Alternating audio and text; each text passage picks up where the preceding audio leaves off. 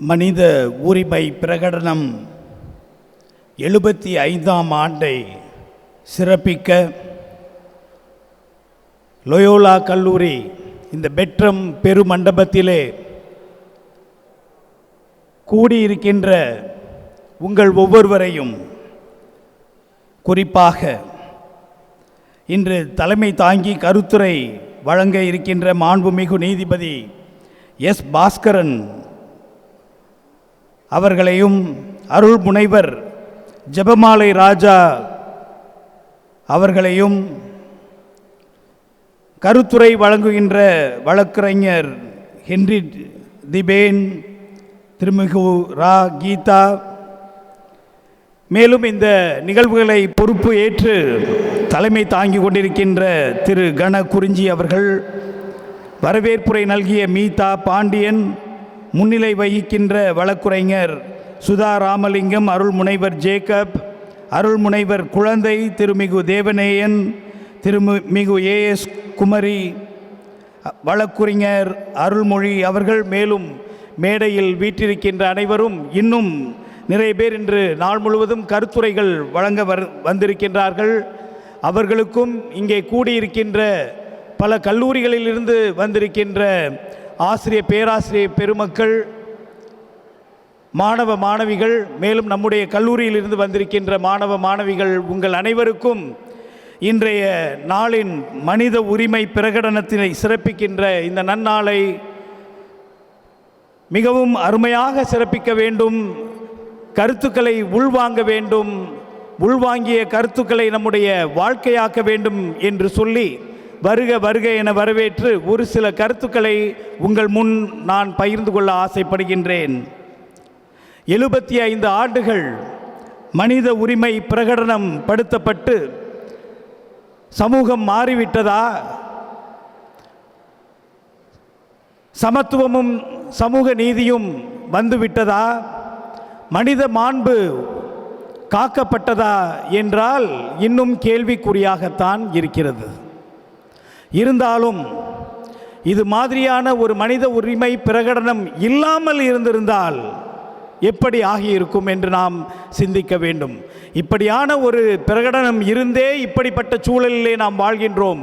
இன்னும் பிரிவினைவாதம், இன்னும் வன்முறைகள், இன்னும் கொடுமைகள், கொலைகள், ஊழல், வன்முறைகள் எல்லாம் தலை தூக்கி இருக்கின்றது என்றால், இந்த பிரகடனம் இல்லை என்றால் நம்முடைய நாடு, நம்முடைய மனித மாண்பு எப்படிப்பட்ட நிலையில் இருந்திருக்கும் என்ற ஒரு கேள்வியோடு நான் நம்மை சிந்திக்க அழைக்கின்றேன்.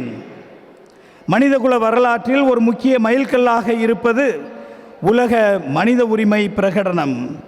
இந்த ஆண்டு உலக மனித உரிமைகள் பிரகடனத்தின் 75வது ஆண்டை சிறப்பிக்கின்றோம். அவ்வகையிலே, அடிப்படையிலே அனைவரும் சமம், அனைவருக்கும் சுதந்திரம் உண்டு, அனைவருக்கும் சமூக நீதி இருக்க வேண்டும் என்பதை மையப்படுத்தியே இந்த ஐக்கிய நாடுகள் சபை அறிவித்தது.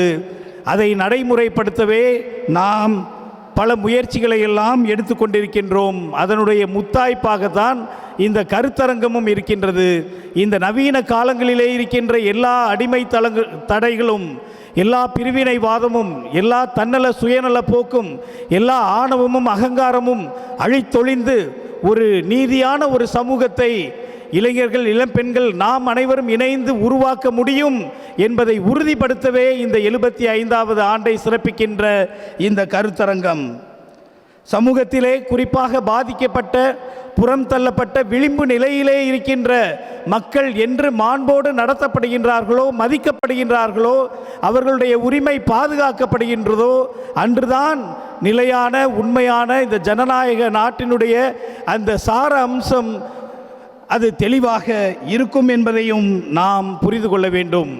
குறிப்பாக இது போன்ற கல்வி சார்ந்த நிறுவனங்களிலே இது போன்ற ஒரு நிகழ்வுகள் நடக்கின்ற பொழுது, அருமையான மாணவ மாணவிகளே, நம்முடைய கல்வியிலே இந்த மனித மாண்பை நாம் நிலைநிறுத்துகின்ற வகையிலே ஆய்வுகளை மேற்கொள்கின்றோமா? இது போன்ற விளிம்பு நிலையிலே இருந்த ஏழை எளிய மக்களுடைய வாழ்வு முறைகள், வாழ்வாதாரங்கள் உயர்வதற்கு நம்முடைய படிப்பும் கலாச்சாரமும் பண்பாடும் அதை முன்னிறுத்துகின்றதா? நம்முடைய செயல்பாடுகள் எப்படி இருக்கின்றது, நம்முடைய கருத்துக்கள் எப்படி இருக்கின்றது, நம்முடைய சிந்தனைகள் எப்படி இருக்கின்றது என்பதையும் நாம் கூர்ந்து நோக்க வேண்டும். பல வேளைகளிலே இன்னும் இது மாதிரியான கொடுமைகள் எல்லாம் நிலைத்து நிற்பதற்கு காரணம் அடிப்படையிலே தன்னலமும் சுயநலமும் என்பதை நாம் புரிந்து கொண்டு நாம் இந்த நிலையிலே உயர வேண்டும், மனித மாண்பை காக்க வேண்டும். இதையெல்லாம் தவிர்த்து நாம் மனித குலத்தை நாம் முன்னிறுத்தி போராட வேண்டும் என்பதை நாம் புரிந்து கொள்ள வேண்டும். இந்த முக்கியமான காலகட்டத்திலே முன்வைக்கப்படுகின்ற கருத்துக்களை நாம் உள்வாங்குவோம், தன்மையப்படுத்துவோம், புரிந்து கொள்வோம்.